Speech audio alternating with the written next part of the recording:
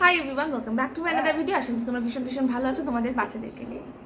অনেক বাচ্চারাই কিন্তু এই গরমের মধ্যে এসির কারণে অসুস্থ হচ্ছে। এবার কেন এসির কারণে অসুস্থ হচ্ছে কারণটা তোমাদেরকে বলি।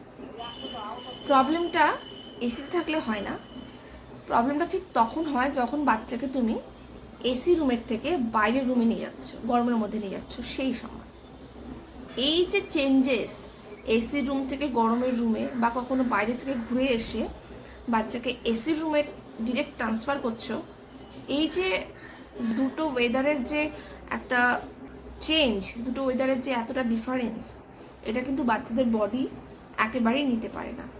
যে কারণে বাচ্চাদের স্কিন কিন্তু ড্রাই হয়ে যায়। ওরা যে শ্বাস প্রশ্বাস নেয়, নাকের যে আমাদের শ্বাস নালীটা যে আছে সেটাও কিন্তু ড্রাই হয়ে যায়। তার থেকে কিন্তু বাচ্চা কানে ইনফেকশন, নাকে ইনফেকশন, সর্দি, কাশি, জ্বর হতে পারে। তাই যাদের বাড়িতে এয়ার কন্ডিশন আছে বা এসি আছে তারা কিন্তু রুম মানে টেম্পারেচার, এসি টেম্পারেচার ওই 27 থেকে 28-এর মধ্যে রাখলে কিন্তু এই সমস্যাটা দেখা যায় না। তোমরা আরও একটা জিনিস করতে পারো, যখন বাচ্চাকে এসির ঘরে নিয়ে যাবে তার আগে মোটামুটি এসি চালিয়ে পুরো ঘরটাকে একটু ঠান্ডা করে নিলে, তারপরে এসিটাকে অফ করে দিলে, তারপরে তোমরা ফ্যানটাকে চালিয়ে দাও, তারপরে বাচ্চাকে ঘরে নিয়ে যাও। সেটা কিন্তু এতটা ক্ষতি করবে না। তবে এই এসি নেওয়া বা এসি গাড়িতে যাদের হ্যাবিট হয়ে যায় তাদের কিন্তু যখন এসির বাইরে যখন যেতে হয়, আর এসির বাইরে তো মানুষকে যেতে হবে, ঘরের বাইরে মানুষকে বেরোতে হবে, যে ছেলে হোক, মেয়ে হোক, স্কুল হোক, কলেজ হোক, কাজ হোক, অফিস হোক, বাজার হোক, ঘাট হোক, যেখানেই হোক, বাইরে কিন্তু বেরোতে হবে। ওই বেরোনোর সময়টাই সব থেকে বেশি কষ্ট হয়। এই যে ওয়েদারের যে চেঞ্জিংয়ের যে ব্যাপারটা, যে গরম ঠান্ডা, এগুলোকে না অ্যাকচুয়ালি মানে শরীরকে কিন্তু অ্যাডজাস্ট করতে শিখতে হয়।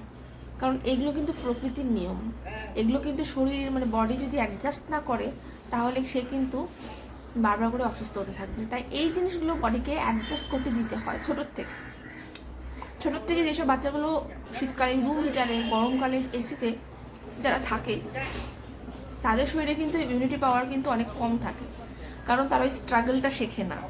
জায়গা অনুযায়ী কিন্তু সব কিছু সৃষ্টি হয়। যেমন বরফের দেশে আমরা যদি থাকি, আমরা কিন্তু অসুস্থ হয়ে যাবো, বেশি দিন কিন্তু থাকতে পারবো না। কিন্তু বরফের দেশে যারা থাকে তারা কি বেঁচে নেই? অবশ্যই বেঁচে আছে। তারা কি করে বেঁচে আছে? কারণ তারা ওই অ্যাটমসফিয়ারের সাথে নিজেকে অ্যাডজাস্ট করে নিয়েছে। যেটা স্বাভাবিক আমাদের প্রকৃতির নিয়ম, সেটাতে কিন্তু আমাদেরকে অ্যাডজাস্ট করতেই হবে, নইলে কিন্তু ভুক্তভোগী আমাদেরকে হতে হবে। তাহলে যদি আমার ভিডিওটা ভালো লেগে থাকে তাহলে অবশ্যই এটা লাইক করো, সাবস্ক্রাইব করো, কারণ আমার চ্যানেলে কিন্তু তোমরা প্রতিদিন এরকম ধরনের আপডেট পাবে। আজকের মতো